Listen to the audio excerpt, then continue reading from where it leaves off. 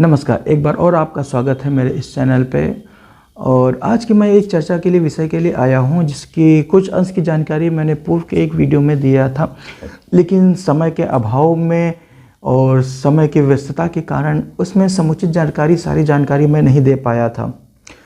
तो वीडियो को शुरू करने से पहले अगर जो इस चैनल पे जो पहली बार आप आए हैं या नए आए हैं तो इसको सब्सक्राइब कर लीजिए, जिससे आपको जानकारी और आगे मिलती रहे। और सर्वप्रथम मैं ये बताना चाहूँगा कि जो हमारे समाज का एक अंग है कि जो वो पुलिस प्रशासन है। पुलिस प्रशासन जो कि हमारी न्याय व्यवस्था हो, जो लॉ एंड ऑर्डर जो को मेंटेन करने में एक अहम भूमिका निभाता है। पुलिस प्रशासन के जो सक्रियता है और उसका जो लॉ एंड मेंटेन ऑर्डर है उसी के ज़रिए हम अपने आप को सुरक्षित महसूस करते हैं। लेकिन ये यहीं तक ही सीमित नहीं है। आप अच्छा काम करते हैं, पुलिस प्रशासन एक ही बहुत ही महत्वपूर्ण अंग है हमारे जो आंतरिक सुरक्षा व्यवस्था को मेंटेन करने के लिए। लेकिन कभी कभी ये भी देखने को मिलता है कि पुलिस प्रशासन द्वारा या पुलिस के जो अधिकारियों द्वारा कभी कभी आम नागरिक को, जो निर्दोष व्यक्ति हैं, उनको भी कभी कभी अत्याचार से या किसी भी अन्य तरीके से उनको परेशानी झेलनी पड़ती है। क्रिमिनल प्रोसीजर कोड में एक धारा आती है 107 और 116। दोनों ही जो धाराएं हैं एक दूसरे के अनुपूरक हैं। अब प्रैक्टिकली इनको लागू करने के लिए किसी व्यक्ति में 107 और 116 CRPC दोनों को एक साथ इंक्लूड किया जाता है। दोनों धाराओं का पर्पस जो है वो है कि जो समाज में, जो उनके क्षेत्राधिकार में जो शांति व्यवस्था भंग ना हो, शांति व्यवस्था सुचारू रूप से चलती रहे, उसी के अनुरूप में ये 107, 16 और 116 की कार्यवाही अमल में लाई जाती है। लेकिन ये अगर जो थाने को ये सूचना प्राप्त होती है किसी दो पक्षों में विवाद हो गया, उन विवाद से समाज में शांति व्यवस्था भंग हो सकती है, तो इस आधार पर पुलिस 107 और 116 की कार्यवाही अमल में लाती है, जिसमें दोनों पक्षों के लिए अपने पास बुलाती है और दोनों पक्षों को सिक्योरिटी बॉन्ड फर्निश के लिए उनको जमा करने के लिए ऑर्डर दिया जाता है एग्जीक्यूटिव मजिस्ट्रेट में। लेकिन जो दोनों पक्षों में विवाद होने के बाद भी दोनों पक्षों में और कौन कौन लोग सम्मिलित रहे थे, ये एक दूसरे के जो पक्ष हैं, मान लीजिए A और B में दोनों में झगड़ा हुआ है और A के साथ और कौन लोग थे, B के साथ कौन लोग थे, कौन लोग थे, ये दोनों पक्ष ही सूचना देते हैं थाने के भार साधक अधिकारी को या थाने के अधिकारियों को, जो कि जिसके द्वारा वो विवेचना की जाएगी या जिसके द्वारा वो आख्या तैयार करके अपने उच्च अधिकारियों को प्रेषित की जाएगी, जिसमें एग्जीक्यूटिव मजिस्ट्रेट को इन्फॉर्मेशन रिसीव होती है कि दोनों पक्षों में शांति व्यवस्था भंग होने की ये प्रबल संभावना है, जिसमें कि वो उन दोनों पक्षों को शांति व्यवस्था भंग होने की जो संभावना है वो आगे ना बढ़ सके। मतलब कहने का कोई भी अगर जो अपराध है वो होने जा रहा है, वो होने से पहले रोकने की ये कार्यवाही होती है। और उस कार्यवाही में लाने के लिए एक दूसरे के जो झगड़े के जो दो पक्ष हैं, वो एक दूसरे के जो निर्दोष व्यक्ति हैं उनको भी उसमें फंसा देते हैं। और वो उन नाम देने के बाद भी पुलिस आख्या द्वारा वो नाम सम्मिलित किए जा सकते हैं। लेकिन ये पुलिस अधिकारी के द्वारा ये उसका कर्तव्य बनता है कि वो उसकी निष्पक्ष जाँच करे। जाँच करने पर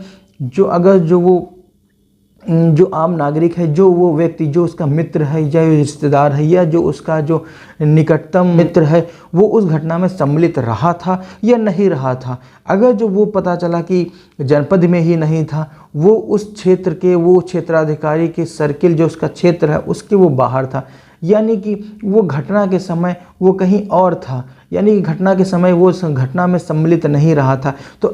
ऐसे निर्दोष व्यक्तियों को कैसे बचाया जा सके। और इस निर्दोष व्यक्ति को बचाने का जो कार्य है वो पुलिस प्रशासन द्वारा ही सोचा जा सकता है, क्योंकि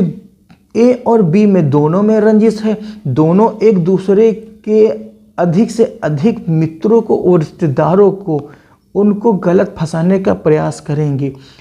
लेकिन जिसके पास ये सूचना दी गई है, जिससे ये शिकायत की गई है, ये उसका भी दायित्व बनता है कि वो निष्पक्ष जांच करे, विवेचना करे, उसके उपरांत ही अपनी आख्या तैयार करके अपने उच्च अधिकारियों को प्रेषित करे, ट्रायल किया जा सके, उसका विचारण कर सके। लेकिन ऐसा संभव नहीं हो पाता है।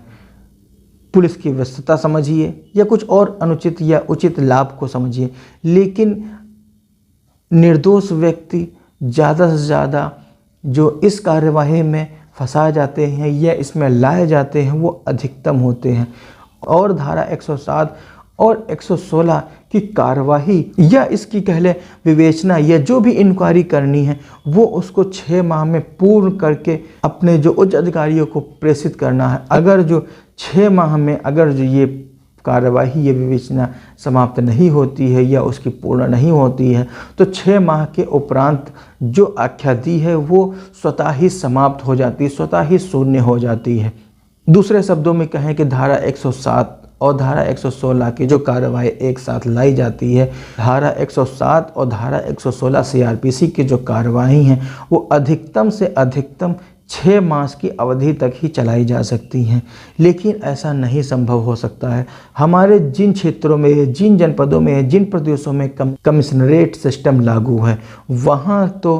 क्योंकि अभी तक ये पावर जो एग्जीक्यूटिव मजिस्ट्रेट है, वो जो रेवेन्यू अथॉरिटी था, जो एसडीएम था, उप जिला अधिकारी था, ये उसके पार थी। लेकिन कमिश्नरेट सिस्टम लागू होने के उपरांत ये व्यवस्था एग्जीक्यूटिव मजिस्ट्रेट पुलिस प्रशासन के द्वारा ही बनाया गया है और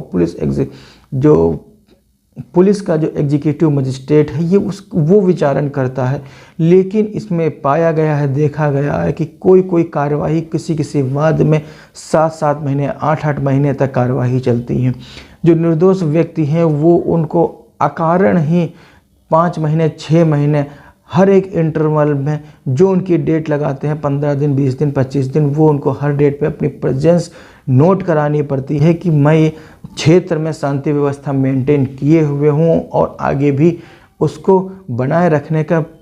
प्रयास करूंगा ही। और धारा 107 और धारा 116 इसकी जो कार्यवाही है इसमें कोई समुचित साक्ष्य प्रस्तुत करने की आवश्यकता या उसमें इसकी ज़रूरत नहीं हो सकती है, क्योंकि जो एक पक्ष या दूसरे पक्ष ने जो जुबान से या जो मौखिक तौर पे जो कह दिया उसी को सत्य मान लिया जाता है और उसी के आधार पर पुलिस अधिकारी द्वारा आख्या प्रेषित की जा सकती है या कर दी जाती है। और इसी कारण मुझे जो लगता है, हमें प्रतीत हुआ है, क्योंकि प्रैक्टिशनर अधिवक्ता होने के कारण मैंने समाज में देखा है और महसूस किया है कि अगर जो किसी घटना में कोई सम्मिलित हुआ हो चाहे ना हुआ, अगर जो कोई घटना कारित की है तो कोई जो अनजान व्यक्ति है जो या उसके जो घटना कारित करने वाले व्यक्ति का जो मित्र या पड़ोसी या जो रिश्तेदार है वो आसानी से उस घटना में सम्मिलित या उसके नज़दीक नहीं जाता है, खासकर उस समय जबकि उस थाने का या उस एरिया का जो पुलिस अधिकारी या पुलिस फोर्स उपस्थित हो। कारण कोई भी हो, इसी कारण उसी घटना से संबंधित अगर जो कोई तथ्य को जानकारी करने के लिए कोई थाने के अगर जो कोई अधिकारीगण या कोई पुलिस का सिपाही या कोई भी किसी व्यक्ति को अगर जो बुलाता भी है या रास्ता पूछने के लिए भी अगर जो किसी को बुलाता है तो आसानी से कोई भी एक आम नागरिक उस पुलिस अधिकारी के सामने जाने से डरता है,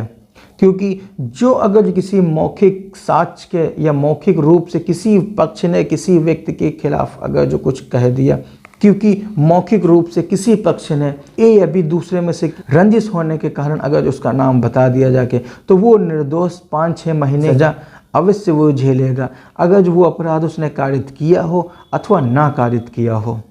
आज के लिए इतना ही। और इस विषय पे अगर जो आपकी कोई अपनी प्रतिक्रिया देना चाहते हैं या कुछ अगर जो कुछ बताना चाहते हैं या कुछ आपका सुझाव हो तो हमें कमेंट करके ज़रूर आप बता सकते हैं। वीडियो को अंत तक देखने के लिए प्रेमपूर्वक धन्यवाद।